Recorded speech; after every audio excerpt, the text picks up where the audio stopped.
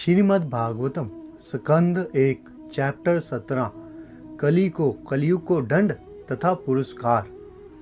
जय श्री कृष्ण। दोस्तों, पिछले अध्याय में आप लोगों ने जाना कि धर्म जो बैल रूप में था और पृथ्वी जो गाय माता के रूप में थी, उन्होंने एक दूसरे से अपना दुख साझा किया। और अब चैप्टर 17 कलयुग को दंड तथा पुरस्कार।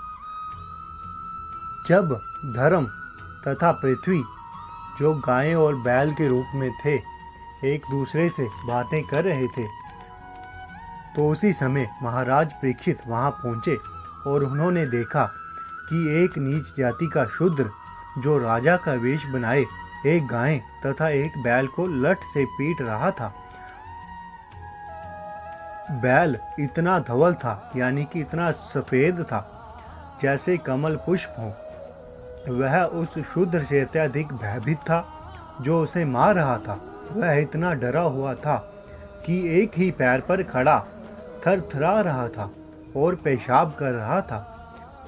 गाय उपयोगी है क्योंकि उससे धर्म प्राप्त किया जा सकता है, किंतु अब वह दीन तथा बछड़े से रहित हो गई थी। उसके पांवों पर शूद्र प्रहार कर रहा था। उसकी आंखों में आंसू थे। वह अत्यंत दुखी तथा कमजोर थी। वह खेत की थोड़ी सी घास के लिए लालायित थी। धनुष बाण के साथ तथा स्वर्ण जटित रथ पर आसीन महाराज परीक्षित ने उस शूद्र से, जो राजा के वेश में था, मेघ के समान गर्जना करने वाली गंभीर वाणी से बोले, अरे तुम कौन हो? तुम बलवान प्रतीत हो रहे हो, फिर भी तुम उन असहायों को मारने का साहस कर रहे हो जो मेरे संरक्षण में है। वेश में तुम देवतुल्य पुरुष राजा बने हुए हो, किंतु अपने कार्यों से तुम क्षत्रियों के सिद्धांतों का उल्लंघन कर रहे हो। अरे धूर्त, क्या तुम निर्दोष गाय को मारने का दुस्साहस इसीलिए कर रहे हो कि भगवान कृष्ण तथा गांडीवधारी अर्जुन दृष्टि से बाहर हैं? क्योंकि तुम इस निर्दोष को एकांत स्थान पे मार रहे हो, इसीलिए तुम अपराधी हो और वध किए जाने के योग्य हो। उसके बाद महाराज परीक्षित ने बैल से पूछा, अरे तुम कौन हो? तुम श्वेत कमल जैसे धवल बैल हो या कोई देवता हो? तुम अपने तीन पैर खो चुके हो और केवल एक पैर पर चल रहे हो। क्या तुम बैल के रूप में कोई देवता हो जो हमें इस तरह क्लेश पहुंचा रहा है?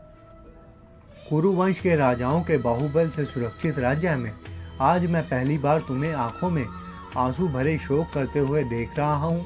आज तक किसी ने भी पृथ्वी तल तक राजा की उपेक्षा के कारण आंसू नहीं बहाए हैं।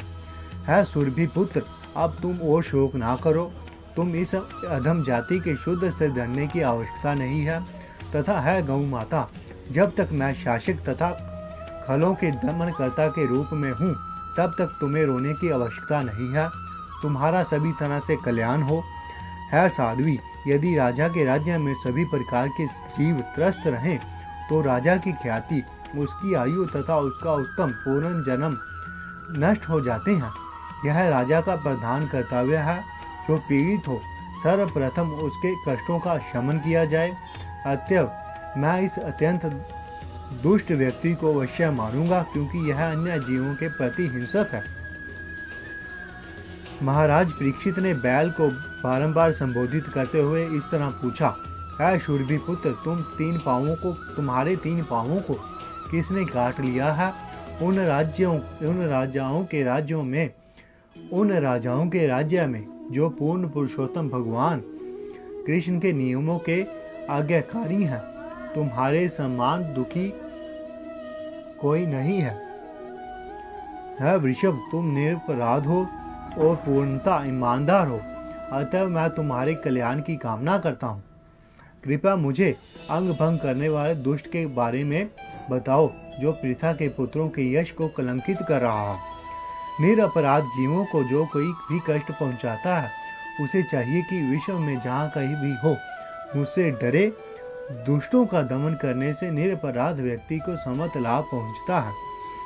जो उद्दंड व्यक्ति निरपराधियों को सता कर अपराध करता है, वह मेरे द्वारा उखाड़ फेंका जाएगा, चाहे वह कोई देवता ही क्यों ना हो। चाहे वह कोई स्वर्ग का वासी ही क्यों ना हो। शासक का यह परम धर्म है कि कानून पालन करने वाले व्यक्तियों को सभी प्रकार से संरक्षण प्रदान करे और जो सामान्य दिनों में जब आपातकाल नहीं रहता शास्त्रों के आदेशों से विपत हो जाते हैं उन्हें दंड दे। धर्म ने कहा, आपने जो शब्द कहे हैं वह पांड्य वंशीय व्यक्तियों के लिए सर्वदा उपयुक्त है। पांडवों के भक्तिपूर्ण गुणों से मोहित होकर ही भगवान श्री कृष्ण ने दूत का कर्तव्य निभाया है। पुरुषश्रेष्ठ, यह निश्चित कर पाना अत्यंत कठिन है कि किस दुष्ट ने हमें कष्ट पहुंचाया है, क्योंकि हम सैद्धांतिक दार्शनिक के भिन्न भिन्न मतों से भ्रमित हैं।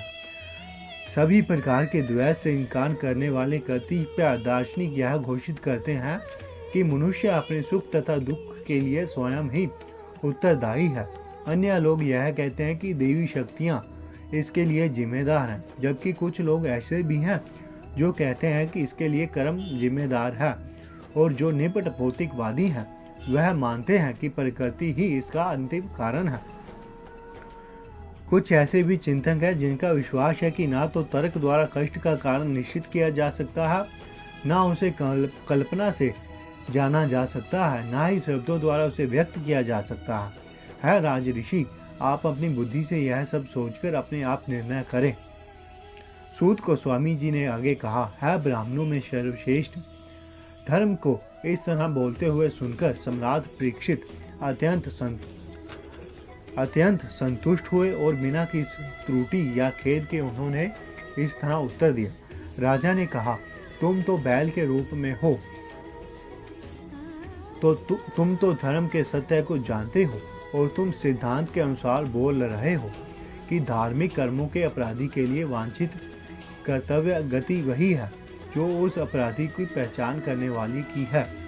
तुम साक्षात धर्म के अतिरिक्त अन्य कोई नहीं हो। इस प्रकार यह निष्कर्ष निकलता है कि भगवान की शक्तियाँ अचिंत्य है। कोई ना तो मानसिक चिंतन द्वारा, ना ही शब्द चातुरी द्वारा उनका अनुमान लगा सकता है। सतयुग में तुम्हारे चारों पैर तपस्या, पवित्रता, दया तथा सच्चाई के 4 नियमों द्वारा स्थापित है, किंतु ऐसा प्रतीत हो रहा है अहंकार, काम वासना तथा नशे के रूप में सर्वत्र व्याप्त हर जगह फैले हुए अधर्म के कारण तुम्हारे 3 पांव टूट चुके हैं। अब तुम केवल एक पांव पर खड़े हो जो सत्य है, और तुम अब किसी न किसी तरह से जी रहे हो, किंतु छल से फलने वाला यह कली उस पांव को भी नष्ट करना चाहता है। निश्चय है पृथ्वी का बोझ भगवान द्वारा तथा अन्यों द्वारा भी कम किया गया था। जब वह अवतार के रूप में विद्वान थे तो उनके शुभ पद चिन्हों का समस्त कल्याण संपन्न होता था। इस प्रकार एक साथ 1000 शत्रुओं को अकेले लड़ने वाले महाराज परीक्षित ने धर्म तथा पृथ्वी को सांत्वना दी। तब उन्होंने समस्त अधर्म के कारण साक्षात कली को मारने के लिए अपनी तेज तलवार निकाल ली। जब कली ने यह समझ लिया कि राजा उसको मार डालना चाहता है, तो उसने तुरंत राजा का वेश त्याग दिया और भयभीत होकर अपना सिर झुकाकर पूर्ण रूप से उसके समक्ष आत्मसमर्पण कर दिया। शरणागत के रक्षक तथा इतिहास में प्रशंसनीय महाराज परीक्षित ने उस दीन शरणागत तथा पतित कली को मारा नहीं, बल्कि वह दया पूर्वक हंसने लगे, क्योंकि वह दीन कौशल जो हैं। राजा ने इस प्रकार कहा है, हम अर्जुन के वंश में के उत्तराधिकारी हैं, और क्योंकि तुम हाथ जोड़कर मेरी शरण में आए हो, इसीलिए तुम अपने प्राणों का भय नहीं होना चाहिए। लेकिन तुम मेरे राज्य में रह नहीं सकते, क्योंकि तुम अधर्म के मित्र हो। यदि कली रूपी अधर्म को नर देवता अर्थात किसी कार्यकारी प्रशंसा के रूप में कर्म करने दिया जाता है, तो निश्चय ही लोभ, असत्य, डकैती, अशिष्टता, विश्वासघात। इस तरह जब महाराज परीक्षित डर जाता है कलयुग, तो थरथरा कर कांपने लगता है, और फिर वह महाराज परीक्षित की शरण ग्रहण करता है और उनसे कहता है, कृपया मुझे क्षमा कीजिए, और मैं आपके शरणागत में हूँ, और मुझे बताइए कि मैं कहाँ रहूँ। मेरे रहने का स्थान निश्चित कीजिए और मैं आपको ही हर जगह देखूंगा और मैं उन्हीं स्थानों पर रहूंगा और उसके अलावा कहीं नहीं रहूंगा।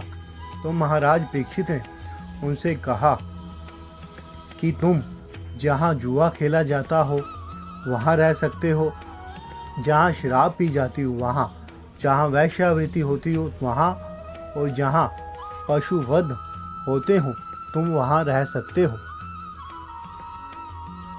जुआ खेलने, शराब पीने, वैश्यावृत्ति तथा पशुवध होते हैं, इन 4 स्थानों की महाराज परीक्षित ने उनको अनुमति दी। और उसके बाद कलयुग ने और प्रार्थना की तो महाराज परीक्षित ने उसे कहा कि तुम जहाँ सोना हो वहाँ भी रह सकते हो।